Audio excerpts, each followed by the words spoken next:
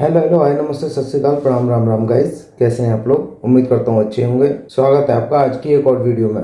ये वीडियो होने वाली है वक्फ बोर्ड बिल के बारे में, जो अभी कल ही संसद में पास हुआ है। उसी बिल को पास होते समय काफी भारी बहस देखने को मिली संसद भवन में, जिसमें अमित शाह, असदुद्दीन ओवैसी और काफी अन्य दलों के सांसद भी शामिल थे। और अमित शाह इस वीडियो में आपको फायरिंग मोड में नजर आए, जिन्होंने अच्छे से विपक्षियों की धुलाई करी और उनके डबल स्टैंडर्ड्स को भी एक्सपोज किया। तो वीडियो देखने में काफी मजा आने वाला है आपको। अगर आपको ये वीडियो पसंद आए तो वीडियो को लाइक करना, शेयर करना और हाँ, चैनल को सब्सक्राइब जरूर करना। और आपकी कोई राय हो तो कमेंट में जरूर देना। तो चलिए वीडियो स्टार्ट करते हैं। पिक्चर चालू करो बे। यहाँ एक सदस्य ने तो कह दिया, एक सदस्य ने कह दिया माइनॉरिटी इस कानून को स्वीकार नहीं करेगी। क्या धमकाना चाहते हो भाई? संसद का कानून है, सबको स्वीकार करना पड़ेगा। मैं गांधी की तरह इस कानून को फाड़ता हूँ।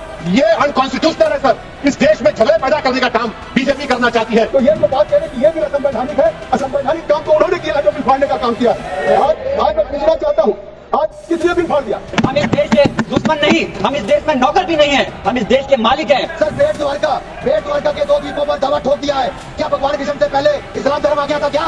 भारतीय जनता पार्टी के अंदर मुकाबला चल रहा है कि खराब हिंदू कौन बड़ा है। मैं इस्लामिक देशों का नाम पढ़ूंगा जहां वक्त का वजूद नहीं है। टर्की में नहीं है, लीबिया में नहीं है, इजिप्ट में नहीं है, सूडान में नहीं है, लेबनान में नहीं है, सीरिया में नहीं है, जॉर्डन में नहीं है, तुनिसिया में नहीं है, इराक में नहीं है। क्या आपको पता है कहां इनकी डबल इंजन की सरकार ने लोगों को रास्ते पे ईद का नमाज भी पढ़ने नहीं दिया। और ये बात करेंगे। यहाँ एक सदस्य ने तो कह दिया, एक सदस्य ने कह दिया माइनॉरिटी इस कानून को स्वीकार नहीं करेगी। क्या धमकाना चाहते हो भाई? संसद का कानून है, सबको स्वीकार करना पड़ेगा। मैं गांधी की तरह इस कानून को फाड़ता हूं। ये अनकॉन्स्टिट्यूशनल है सर। इस देश में झगड़े पैदा करने का काम बीजेपी करना चाहती है। तो ये जो बात कह रहे कि ये बिल असंवैधानिक है, असंवैधानिक काम तो उन्होंने किया है जो बिल फाड़ने का काम किया। आज मैं पूछना चाहता हूं, आज किसने बिल फाड़ दिया? हम इस देश के दुश्मन नहीं, हम इस देश में नौकर भी नहीं है, हम इस देश के मालिक हैं। सर बेट द्वारका के 2 द्वीपों पर दावा ठोक दिया है। क्या भगवान कृष्ण से पहले इस्लाम धर्म आ गया था क्या? भारतीय जनता पार्टी के अंदर मुकाबला चल रहा है कि इस्लाम धर्म खराब हिंदू कौन बड़ा है। मैं इस्लामिक देशों का नाम पढ़ूंगा जहां वक्त का वजूद नहीं है। टर्की में नहीं है, लीबिया में नहीं है, इजिप्ट में नहीं है, सूडान में नहीं है, लेबनान में नहीं है, सीरिया में नहीं है, जॉर्डन में नहीं है, तुनिसिया में नहीं है, इराक में नहीं है। क्या आपको पता है कहां इनकी डबल इंजन की सरकार ने लोगों को रास्ते पे ईद का नमाज भी पढ़ने नहीं दिया। और ये बात करेंगे। कोई भी फैसला मान्यवर कायदे की कौन से क्या? बाहर कैसे हो सकता है? कोई भी फैसला, ये देश की अदालत वो फैसले तक रुचि नहीं रखेगी। नागरिक ग्रीवेंसेस लेकर कहां जाएंगे? जिसकी भूमि हड़प कर ली गई वो कहां जाएगा? ऐसा नहीं चलेगा। आपकी वोट बैंक के लिए आपने किया था, हम खारिज कर रहे हैं। ऐसा नहीं चलेगा। अदालत में जाइए, जिसको ग्रीवेंसेस है इधर और साइड से, और अदालत न्याय करेगी। न्याय के लिए तो अदालतें बनी हैं। और मान्यवर, यहां एक सदस्य ने तो कह दिया माइनॉरिटी इस कानून को स्वीकार नहीं करेगी। क्या धमकाना चाहते हो भाई? संसद का कानून है, सबको स्वीकार करना पड़ेगा। स्वीकार नहीं करेंगे मतलब क्या है?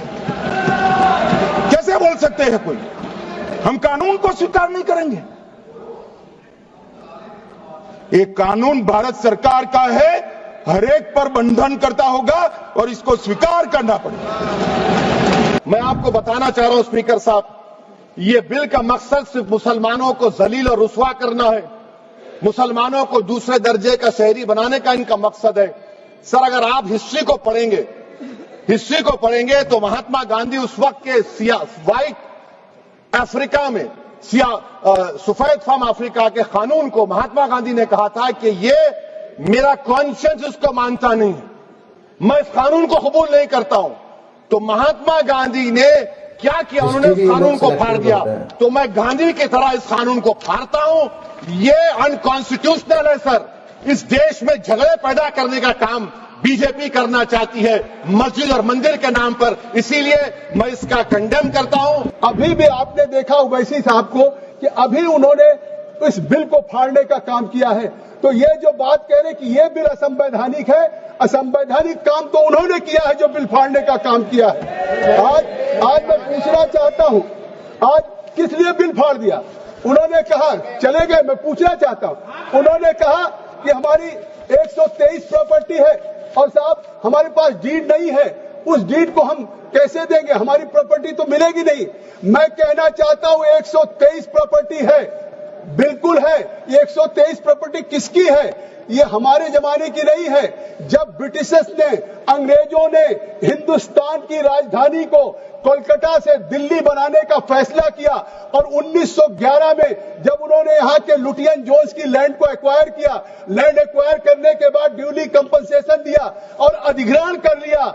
और 1911 जो अधिग्रहण ब्रिटिश सरकार ने किया, अखिलेश जी आप भी मुख्यमंत्री रहे, अगर कोई सरकार किसी जमीन का अधिग्रहण कर ले तो फिर उस जमीन को डी नोटिफाई करके किसी को दे नहीं सकती है। यह पहली बार कांग्रेस सरकार ने डी नोटिफाई करके देने का काम किया है। मैं पूछना चाहता हूं, अगर आपके पास डॉक्यूमेंट नहीं है, मैं पूछना चाहता हूं कि अगर डॉक्यूमेंट नहीं है, हमारे जेपीसी के मेंबर लोग बैठे हुए, मैं पूछना चाहता हूं ये तुष्टीकरण नहीं तो और क्या था?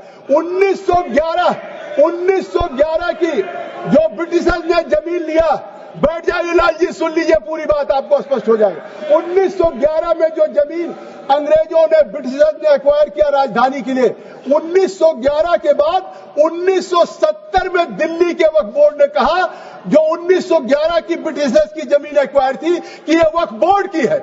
1970 में तो वो जो सेक्शन 40 की बात हो रही है, ये शायद देश में नहीं दुनिया में किसी को अधिकार नहीं होगा कि जो ब्रिटिश एक्वायर करके कंपनसेशन दे गए हो उसको 57 सालों के बाद वक्फ बोर्ड कह दे ये वक्फ की जमीन है, और उसके बाद ये कह रहे हैं हमें मिल नहीं रहे वैसी साहब। माननीय अल्पसंख्यक मंत्री जी कह रहे थे कि विपक्ष गुमराह कर रहा है, बल्कि हकीकत यह है विपक्ष गुमराह नहीं कर रहा है इस बिल के ऊपर, बल्कि आप लोग गुमराह कर रहे हैं।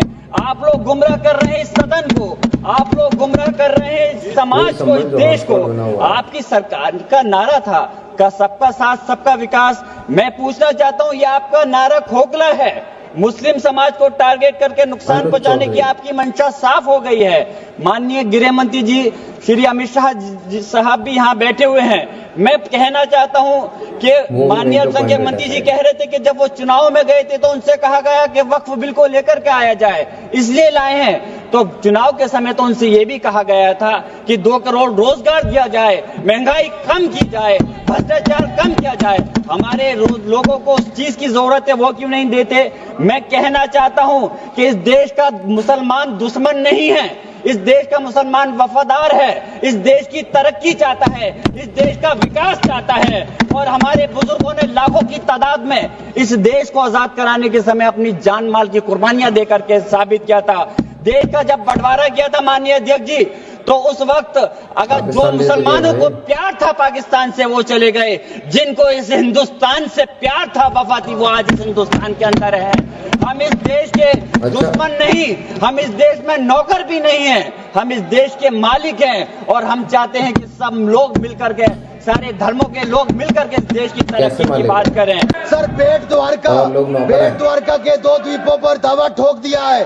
क्या भगवान कृष्ण से पहले इस्लाम धर्म आ गया था? क्या भगवान कृष्ण से पहले इस्लाम धर्म आ गया था?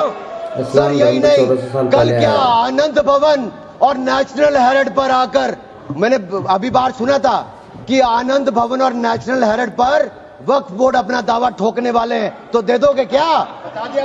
और यही नहीं सर, एएसआई संरक्षित स्मारकों पर, एएसआई सुरक्षित स्मारकों पर भी सर यही नहीं सर, कर्नाटक में 53 ऐतिहासिक स्मारकों को वक्फ संपत्ति घोषित कर दिया है। अध्यक्ष महोदय, मैं कहना चाहता हूं ये जो बिल लाया जा रहा है, भारतीय जनता पार्टी में एक मुकाबला चल रहा है। भारतीय जनता पार्टी के अंदर मुकाबला चल रहा है कि खराब हिंदू कौन बड़ा है। और ये बात अध्यक्ष महोदय मैं ऐसे ही नहीं कह रहा हूं। जो पार्टी ये कहती हो कि दुनिया की सबसे बड़ी पार्टी है, अध्यक्ष महोदय, वो अपना राष्ट्रीय अध्यक्ष नहीं चुन पाए अभी तक।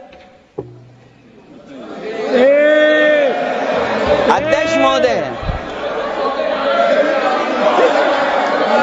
महोदय, भारतीय जनता पार्टी क्या है?